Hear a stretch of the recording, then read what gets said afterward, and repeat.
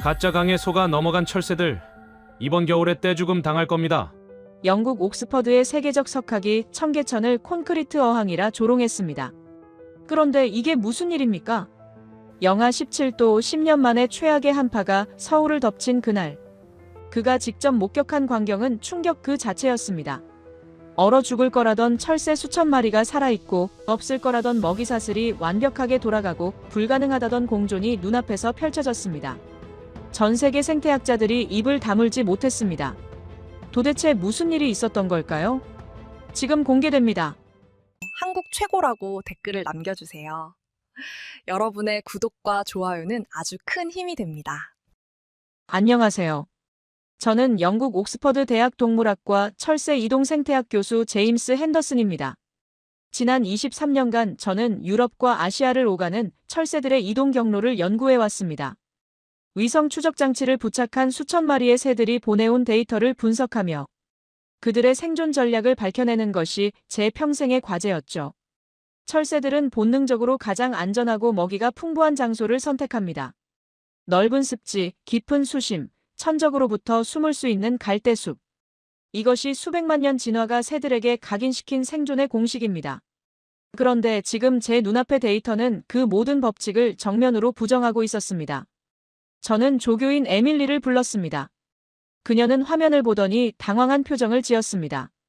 교수님, 추적기 오류 아닐까요? 저도 처음엔 그렇게 생각했습니다. 하지만 37개체가 동시에 같은 오류를 보일 확률은 거의 없습니다. 더군다나 다른 종인 쇠오리 무리도 같은 패턴을 보이고 있었습니다. 저는 서울 위성 지도를 띄웠습니다. 붉은 점들이 집결한 곳은 청계천이라는 이름의 좁은 수로였습니다. 폭은 고작 20m에서 40m 사이, 길이는 5.8km. 양쪽으로는 빽빽한 고층 빌딩이 늘어서 있었습니다. 새들이 스스로 덫으로 들어가는 건가? 넓고 안전한 한강 습지는 불과 2km 떨어진 곳에 있었습니다. 수심은 깊고 갈대숲은 무성하며 천적으로부터 숨기에 완벽한 환경이었죠. 그런데 새들은 그곳을 지나쳐 도심 한복판의 좁은 수로로 향하고 있었습니다. 생태학적으로 이건 설명이 불가능했습니다. 저는 청계천에 대한 자료를 검색하기 시작했습니다. 그리고 첫 번째 문서를 열자마자 미간을 찌푸렸습니다. 이곳은 자연 하천이 아니었습니다. 한강물을 전기 펌프로 끌어올려 인위적으로 흘려보내는 인공수로였던 것입니다. 하루 12만 톤의 물이 기계의 힘으로 순환되고 있다는 기록이 보였습니다. 인공 물길이라고? 저는 더 깊이 파고들었습니다. 청계천은 원래 복개된 하수도였다가 2005년 복원 사업으로 다시 열린 하천이었습니다. 하지만 복원이라는 단어가 무색하게도 바닥은 콘크리트로 정비되어 있었고 물은 전적으로 인공 공급에 의존하고 있었습니다. 자연 유입수는 거의 없다는 보고서도 발견했습니다. 이건 하천이 아니라 거대한 야외 수족관입니다. 새들이 이런 곳을 선택할 리가 없어요. 그런데 데이터는 거짓말을 하지 않았습니다. 11월부터 3월까지 겨울 철새들의 집결 밀도가 가장 높은 곳이 바로 이 청계천이었습니다. 심지어 연도별 추적 기록을 보니 이 패턴이 10년 넘게 반복되고 있었습니다. 단순한 우연이나 오류가 아니라 명백한 선택이었던 것이죠. 뭔가 잘못됐습니다. 분명히 잘못됐어요. 제 머릿속에는 두 가지 가설이 떠올랐습니다. 첫째, 서울시가 인위적으로 먹이를 뿌려 새들을 유인하고 있거나. 둘째, 도심 불빛과 소음 때문에 새들의 본능이 교란되어 잘못된 선택을 하고 있거나. 어느 쪽이든 이건 자연스러운 생태계가 아니라 인간이 만들어낸 왜곡된 환경이었습니다.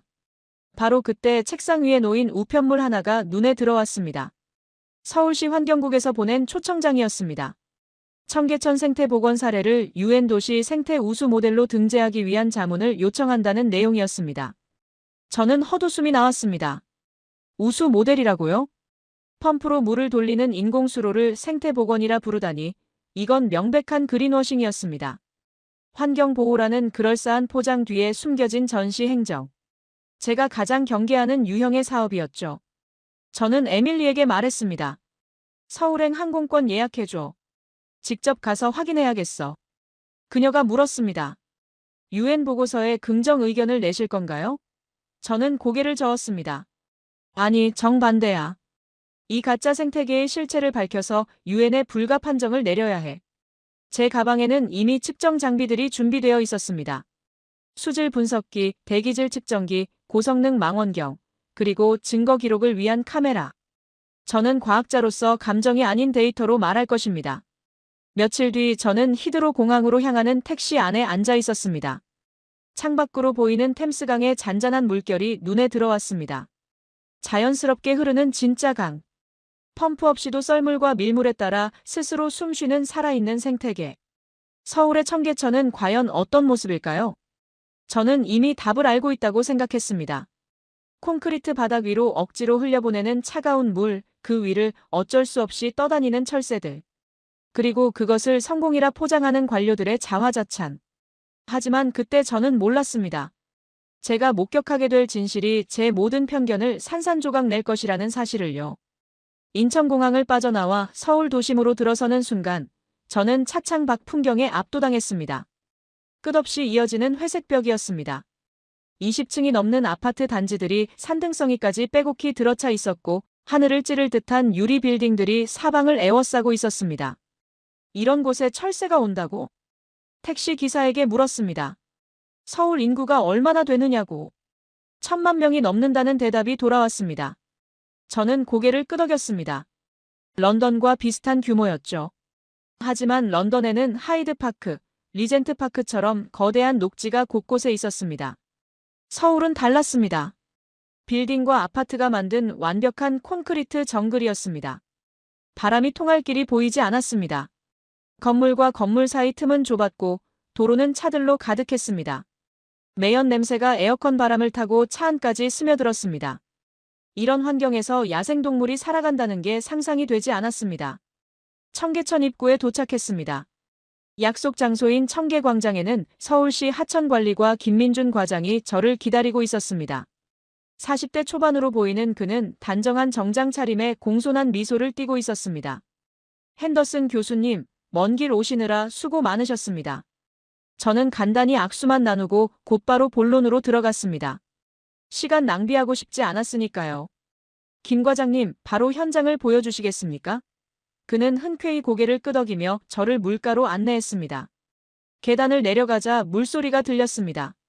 첫인상은 나쁘지 않았습니다. 맑은 물이 잔잔하게 흐르고 있었고 양쪽으로는 산책로가 깔끔하게 정비되어 있었습니다. 몇몇 시민들이 여유롭게 걸으며 사진을 찍고 있었죠. 하지만 생태학자의 눈은 속일 수 없었습니다.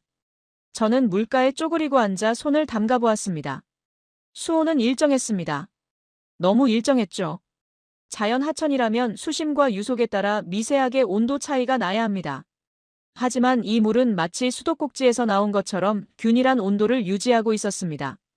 저는 김 과장을 똑바로 쳐다보며 물었습니다. 지금 흐르는 저 물이 자연적으로 솟아난 건가요? 아니면 어딘가에서 퍼올린 건가요? 그는 잠시 망설이더니 솔직하게 답했습니다. 한강 하류에서 펌프로 끌어올리고 있습니다. 하루 평균 12만 톤 정도 됩니다. 갈수기에는 자연 유입수가 거의 없어서 펌프 가동을 멈추면 물이 마를 수도 있습니다.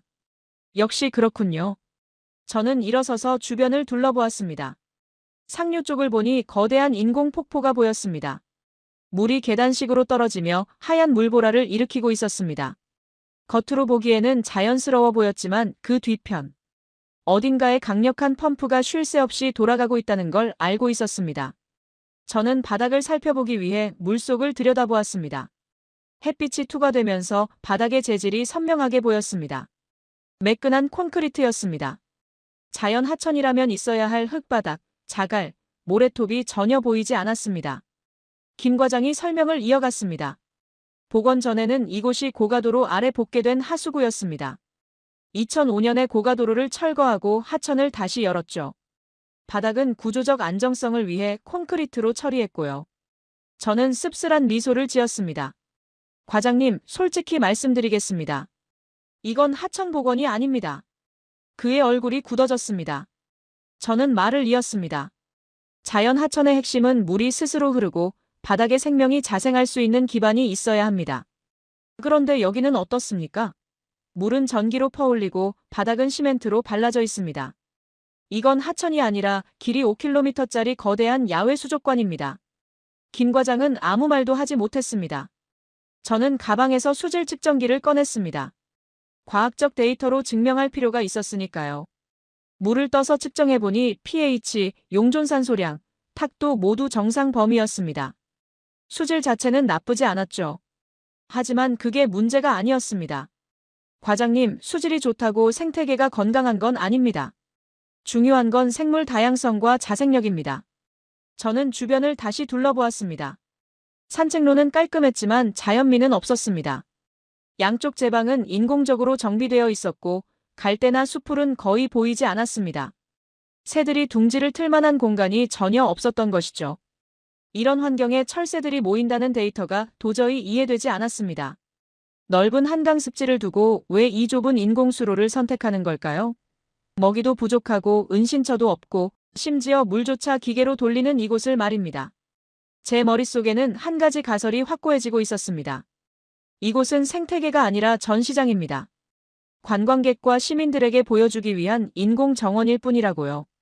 김 과장이 조심스럽게 입을 열었습니다. 교수님, 내일 아침 일찍 다시 오시면 철새들을 직접 보실 수 있습니다. 저는 고개를 저었습니다. 아니요, 저는 오늘 밤에 올 겁니다. 날씨를 확인해 보셨습니까? 그가 의아한 표정을 지었습니다. 저는 휴대폰을 꺼내 일기예보를 보여줬습니다. 오늘 밤 최저 기온 영하 17도. 10년 만에 기록적인 한파였습니다. 저는 화면을 확대해서 김 과장에게 보여줬습니다. 붉은색 경고등이 화면 가득 켜져 있었습니다. 영하 17도, 체감온도 영하 25도. 시베리아 한기가 한반도를 강타한다는 기상청 특보였습니다. 과장님, 영하 17도가 어떤 의미인지 아십니까? 김 과장은 잠시 말을 잃었습니다. 저는 설명을 이어갔습니다. 한강 가장자리도 얼어붙는 온도입니다. 수심이 깊은 강 중심부는 버틸 수 있어도 얕은 지류와 습지는 모두 얼음으로 뒤덮일 겁니다. 그런데 청계천은 어떻습니까? 평균 수심이 40cm밖에 안 되잖아요. 그는 펌프를 계속 가동하면 괜찮을 거라고 말했습니다.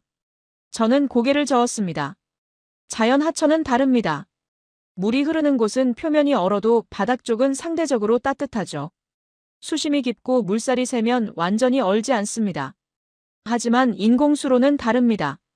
저는 주변을 손으로 가리키며 말을 이었습니다. 여기 보세요.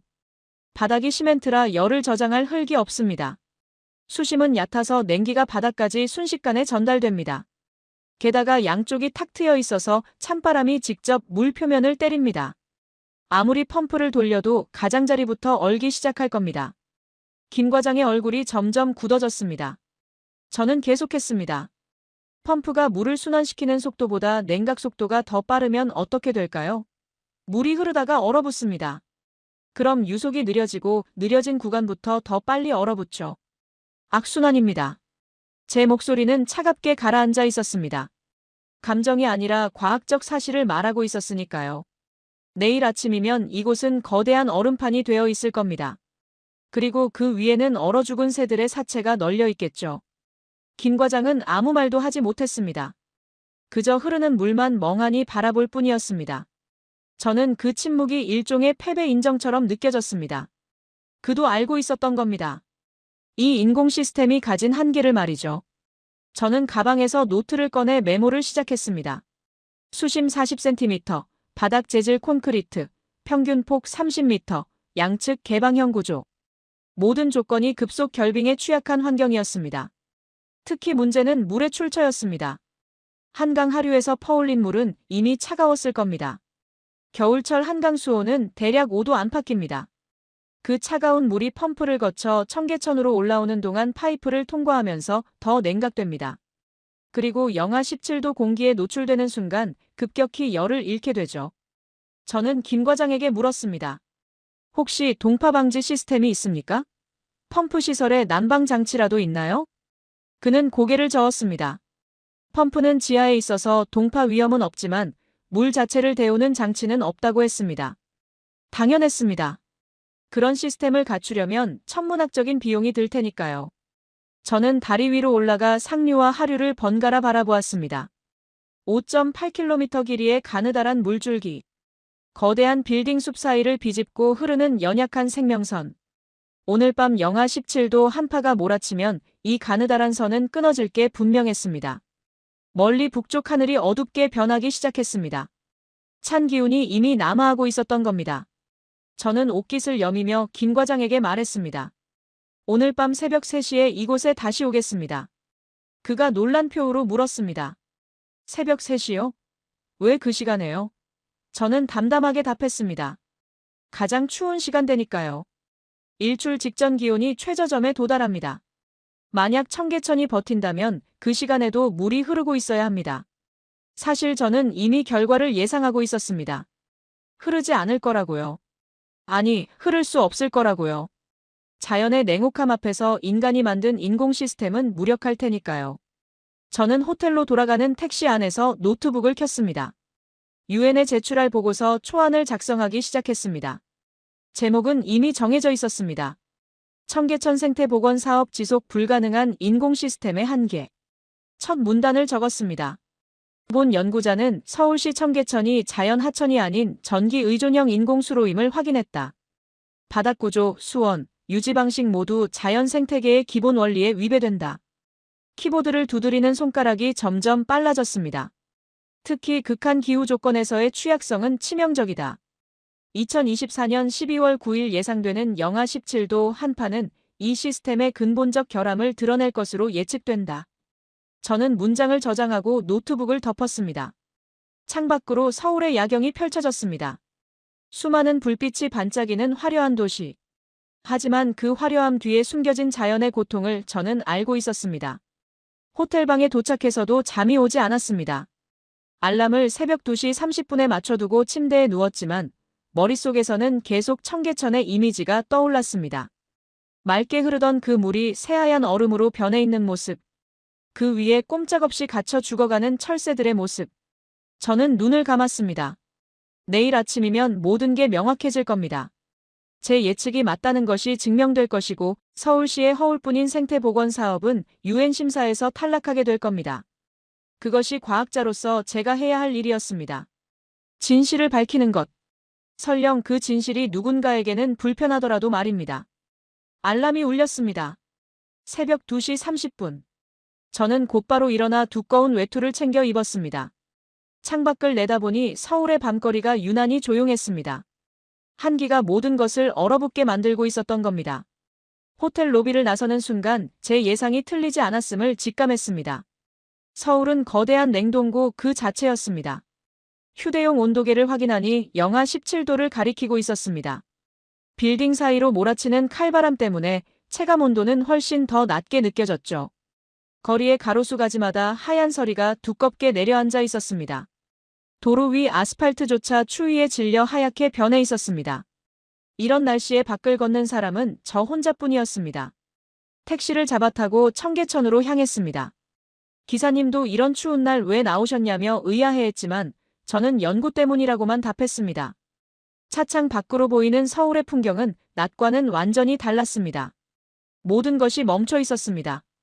저는 스마트폰으로 서울 시내 다른 하천들의 상황을 검색했습니다.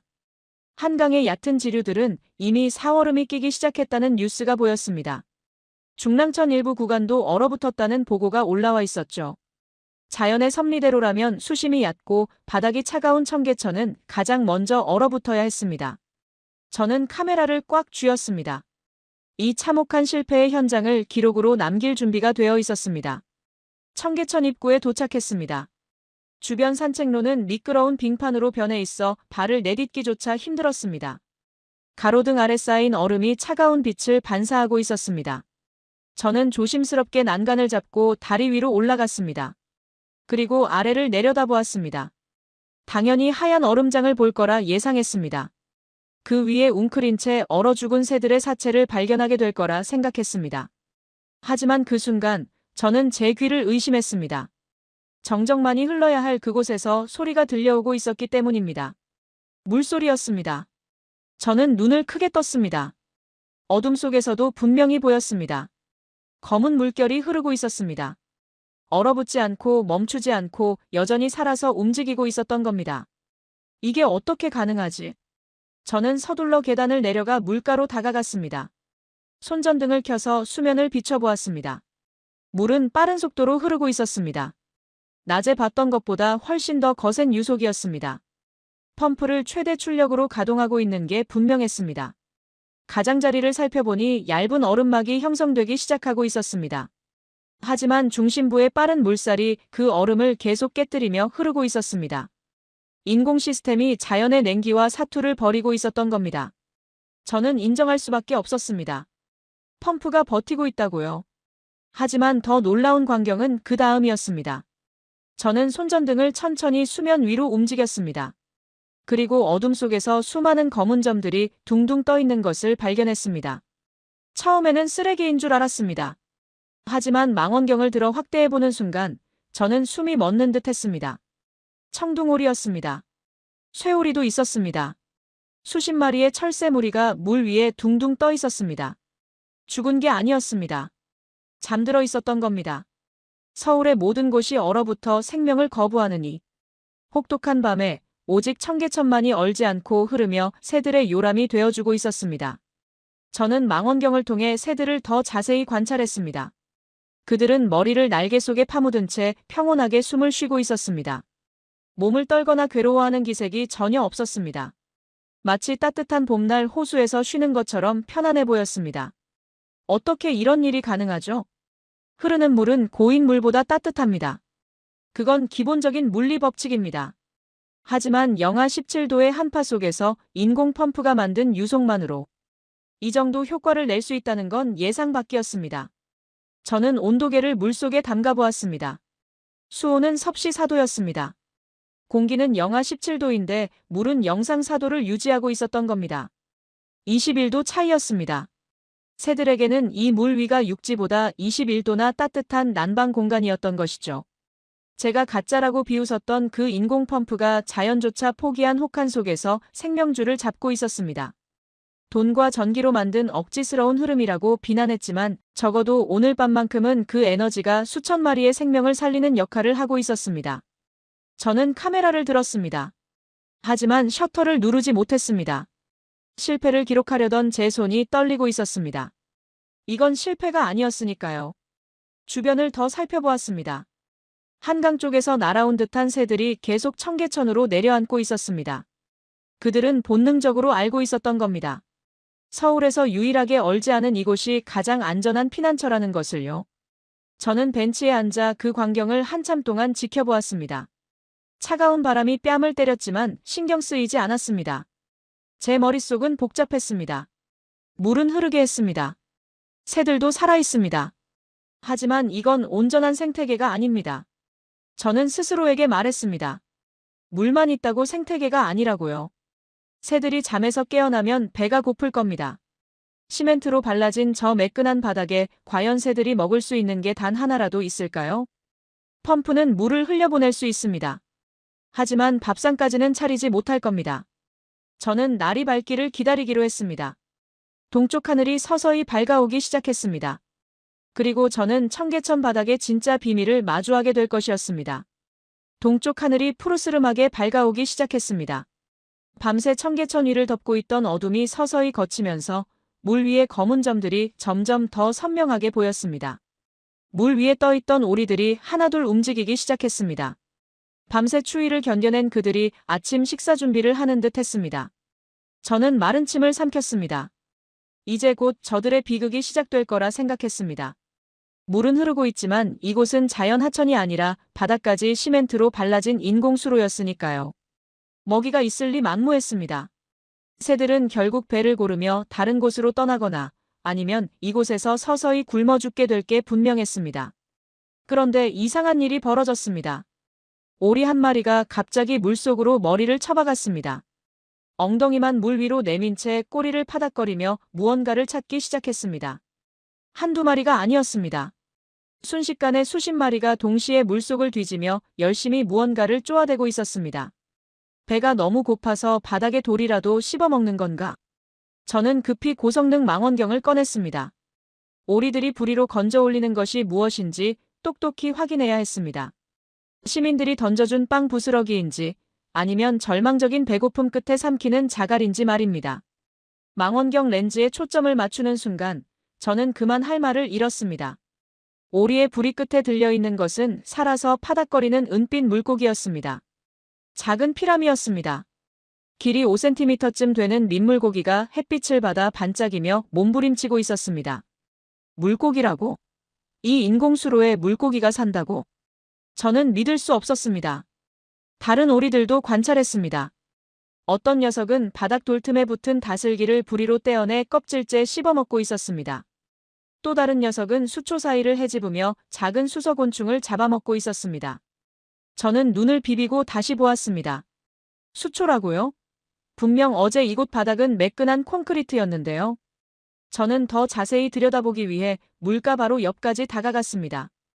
햇빛이 수면을 뚫고 들어오면서 바닥의 모습이 또렷하게 드러났습니다. 그리고 저는 경악했습니다. 20년 전에는 차가운 콘크리트였을 그 바닥 위에 흙과 모래가 쌓여 두툼한 퇴적층이 만들어져 있었습니다. 그 모래톱 사이로 초록색 수초가 뿌리를 내리고 있었고 그 숲을 사이로 작은 물고기 떼가 숨어 지내고 있었던 겁니다. 이게 어떻게 가능하지? 제 머릿속이 복잡해졌습니다. 콘크리트 바닥 위에 어떻게 흙이 쌓일 수 있죠? 인공수로에 어떻게 자연 생태계가 형성될 수 있나요? 저는 천천히 이해하기 시작했습니다. 물이 흐르면 상류에서 미세한 토사가 내려옵니다. 그 토사가 유속이 느린 구간에 조금씩 쌓입니다. 1년에 몇 밀리미터씩이라도 20년이 지나면 상당한 두께가 됩니다. 그 위에 바람이 불어온 씨앗이 떨어지고 물새들이 옮긴 수초가 뿌리를 내립니다. 인간은 그저 물길만 터주었을 뿐인데 자연은 그 틈을 비집고 들어와 스스로 밥상을 차려놓았습니다. 저는 바위 틈새를 더 자세히 관찰했습니다. 다슬기뿐만 아니라 작은 새우도 보였습니다.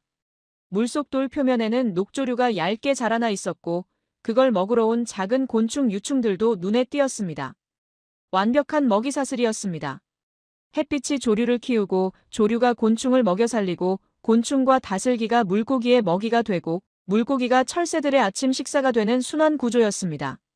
제가 죽음의 수조라고 비웃었던 이 인공수로 위에서 가장 완벽하고 풍요로운 생태계가 돌아가고 있었습니다. 누군가 먹이를 주지 않아도 새들은 스스로 사냥하며 배를 채우고 있었습니다. 관리인이 물고기를 방류하지 않아도 물고기는 알아서 번식하고 있었습니다. 이곳은 가짜 자연이 아니었습니다. 저는 망원경을 내려놓으며 깊은 한숨을 내쉬었습니다. 인공의 뼈대 위에 자연의 살이 붙은 살아있는 하천.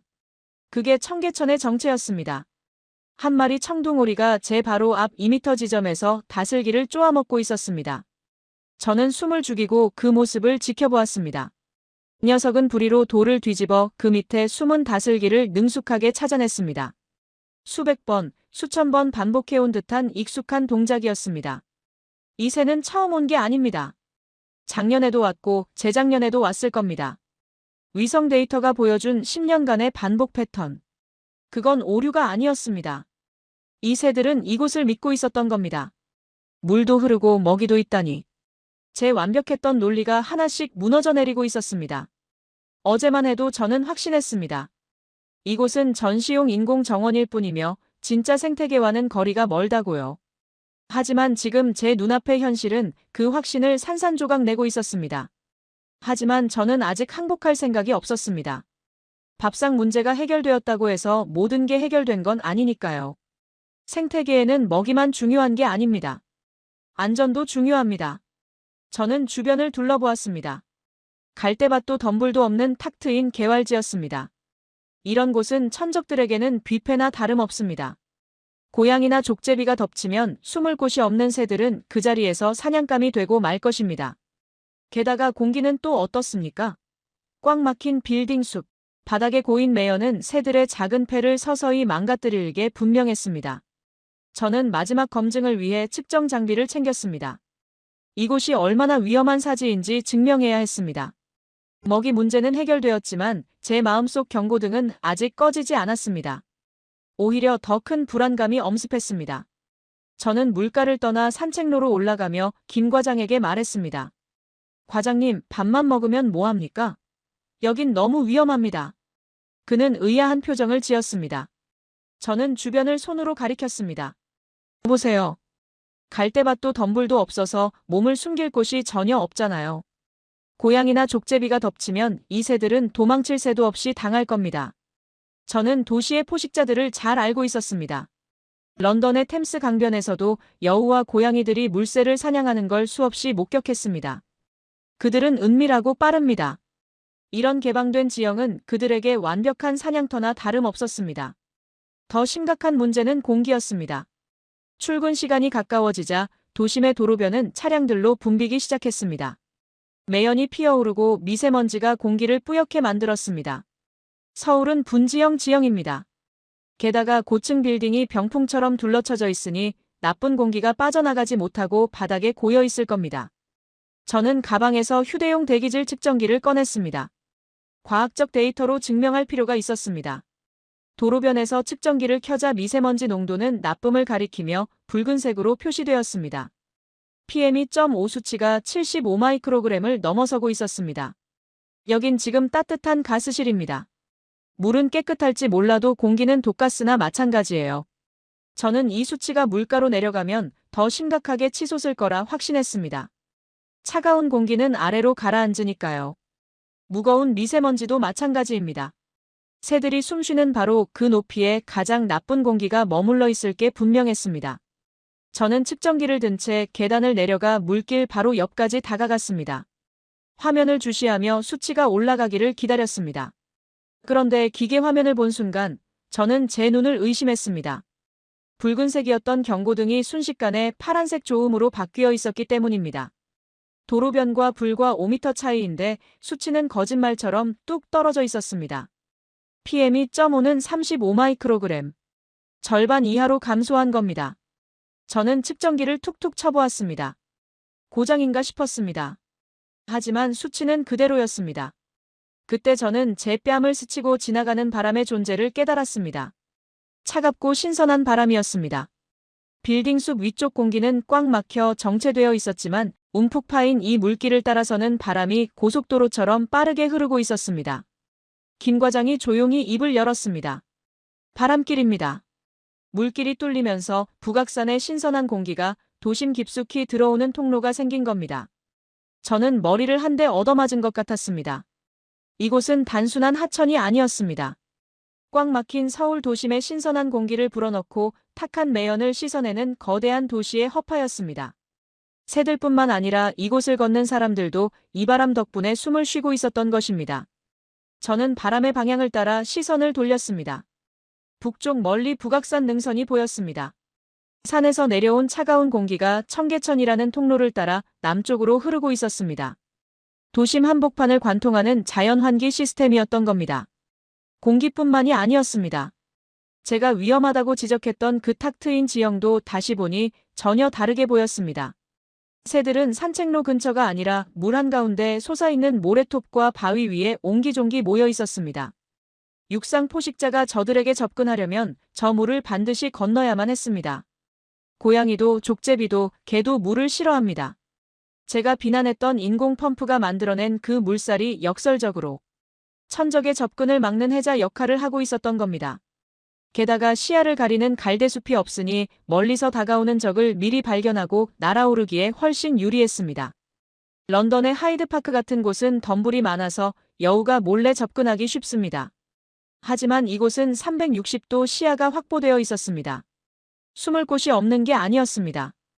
이 탁 트인 공간 자체가 방어 시스템이었습니다. 나쁜 공기는 빠르게 흘려보내고 천적으로부터는 시야를 확보해주는 세상에서 가장 안전하고 완벽한 요새였습니다. 저는 다시 새들을 관찰했습니다. 한 무리의 청둥오리가 모래톱 위에서 깃털을 손질하고 있었습니다. 너무나 편안해 보였습니다. 긴장하거나 경계하는 기색이 전혀 없었습니다. 자연 하천이었다면 새들은 항상 주변을 살피며 긴장 상태를 유지해야 합니다. 하지만 이곳 새들은 마치 집에 있는 것처럼 느긋했습니다. 그들은 본능적으로 알고 있었던 겁니다. 이곳이 안전하다는 것을요. 저는 측정기를 주머니에 넣으며 인정할 수밖에 없었습니다. 이곳은 인간이 만든 함정이 아니라 과학적으로 설계된 생명의 방공호였습니다.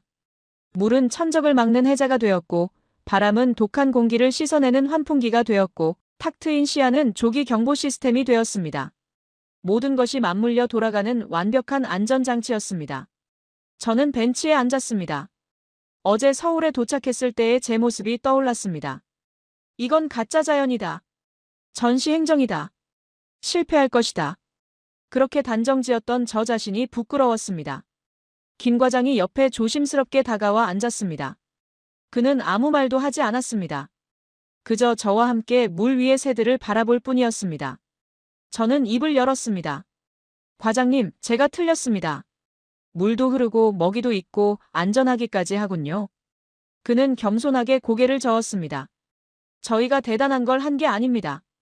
그저 물길을 터주었을 뿐입니다.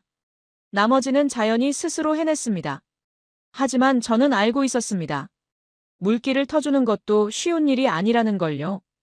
하루 12만 톤의 물을 퍼올리는 비용, 24시간 가동되는 펌프, 그리고 영하 17도 한파에도 멈추지 않는 시스템.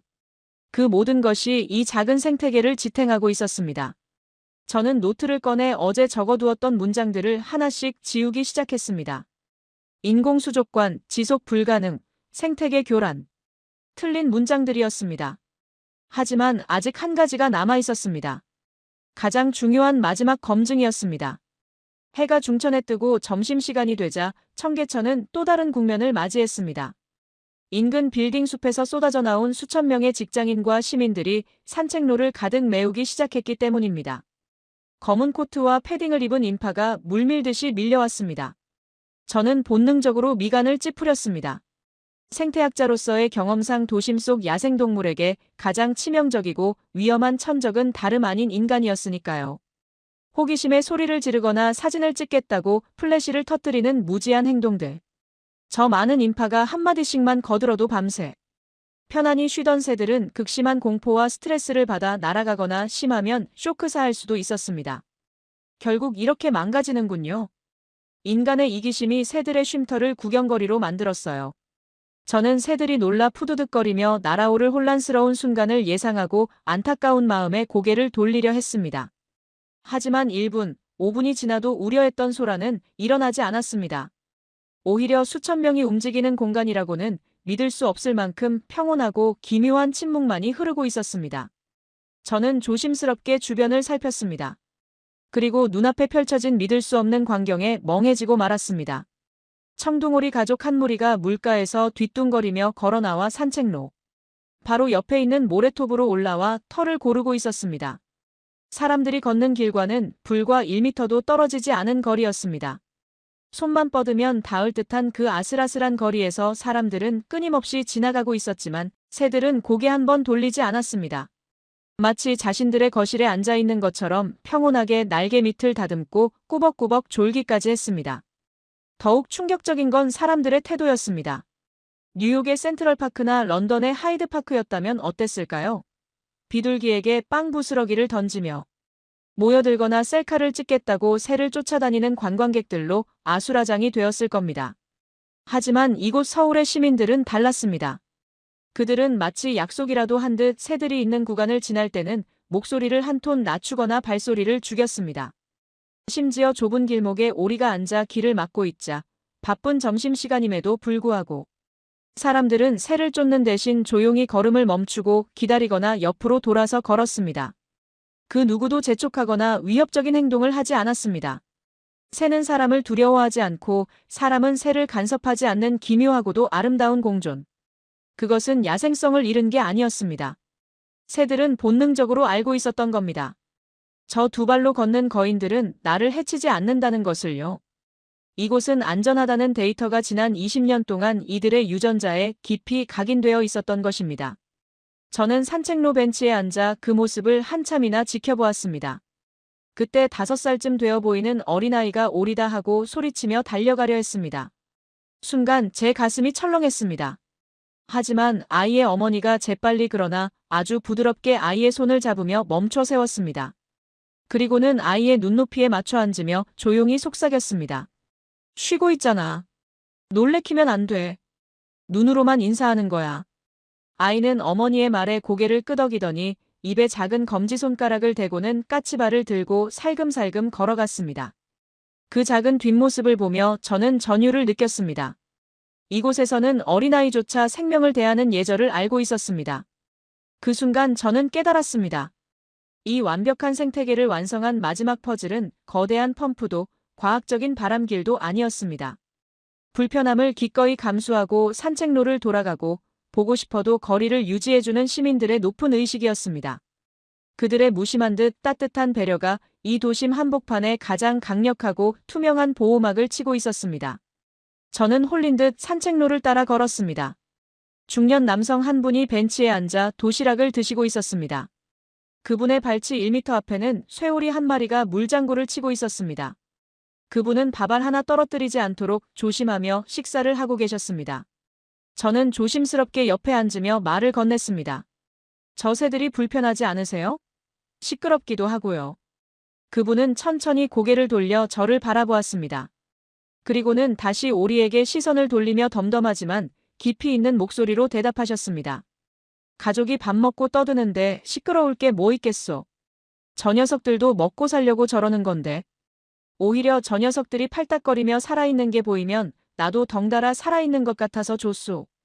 그분의 대답은 짧았지만 제 가슴을 강하게 때렸습니다. 그것은 단순히 참아준다는 차원의 인내가 아니었습니다. 새들을 불청객이나 관리 대상이 아니라 함께 살아가는 이웃이자 가족으로 받아들이는 마음이었습니다. 저는 그제야 이곳 청계천의 진짜 정체를 깨달았습니다. 이곳은 서울시가 관리하는 하천이 아니었습니다. 시민 한 사람 한 사람이 마음으로 입양한 거대하고 아름다운 반려 하천이었습니다. 누군가는 출근길에 마주치는 오리에게서 위로를 얻고 누군가는 흐르는 물소리를 들으며 고단한 하루를 씻어내고 있었습니다. 그들에게 청계천의 새들은 더러운 짐승이 아니라 팍팍한 도시 생활을 함께 견뎌내는 동료였던 것입니다. 저는 주머니에서 수첩을 꺼냈습니다. 그리고 서울에 오기 전 비행기 안에서 적어두었던 전시. 행정이라는 단어를 굵은 펜으로 벅벅 그어 지워버렸습니다. 그리고 그 아래에 새로운 단어를 꾹꾹 눌러 적었습니다. 공존. 사전적 의미의 공존이 아니었습니다. 서로의 영역을 침범하지 않으면서도 온기를 나누고 불편함을 기꺼이 감수하면서도 서로를 지켜주는 제가 그토록 찾아 헤매던 가장 이상적이고 완벽한 공존의 형태였습니다. 귀국날 아침, 저는 출국 시간을 쪼개 다시 한번 청계천을 찾았습니다. 김 과장이 저를 배웅하기 위해 나와 있었습니다. 그는 첫날처럼 정중한 미소로 저를 맞이했지만 그를 대하는 저의 마음가짐은 180도 달라져 있었습니다. 처음 만났을 때 저는 그에게 악수조차 청하지 않았고 독서를 퍼부으며 이곳을 가짜라고 모욕했었습니다. 저는 모자를 벗고 그에게 정중하게 고개를 숙였습니다. 그것은 한 인간으로서 그리고 평생을 자연 연구에 바친 학자로서 표하는 깊은 존경의 의미였습니다. 과장님, 저는 오만했습니다. 김 과장은 당황한 표우로 손사래를 쳤지만 저는 말을 이었습니다. 인공 펌프로 물을 돌리는 것을 보고 자연을 기만하는 행위라고 비난했었죠. 하지만 제가 틀렸습니다. 자연이 모든 것을 멈추고 얼어붙은 그 혹독한 밤에 생명을 흐르게 한 건 바로 당신들의 그 기술이었습니다. 그는 쑥스러운 듯 고개를 저었습니다. 아닙니다, 교수님. 저희는 그저 물길만 터주었을 뿐입니다. 저는 그의 말을 가로막았습니다. 아니요. 물길을 터주는 것도 그 물길을 20년간 유지하는 것도 결코 쉬운 일이 아닙니다. 저는 이곳에서 보존이 아니라 보호의 진정한 의미를 배웠습니다. 저는 가방에서 제가 작성한 최종 보고서 초안을 꺼내 그에게 건넸습니다. 보고서의 표지에는 더 이상 실패 사례나 생태계 교란이라는 단어는 없었습니다. 대신 청계천 회색 도시에 초록색 심장을 심는 법이라는 새로운 제목이 적혀 있었습니다. 그것은 제가 전 세계 그리고 유엔에 제출할 서울의 정답지였습니다. 김 과장은 보고서를 받아들고는 말없이 제 손을 꽉 잡았습니다. 그의 눈가가 붉어지는 게 보였습니다. 저도 마찬가지였습니다. 저는 마지막으로 물가를 내려다보았습니다. 아침 햇살을 받아 반짝이는 물결, 그 위를 유유히 헤엄치는 청둥오리 무리, 산책로를 조용히 걷는 시민들. 이 모든 것이 조화롭게 어우러진 풍경이 눈에 선명히 담겼습니다.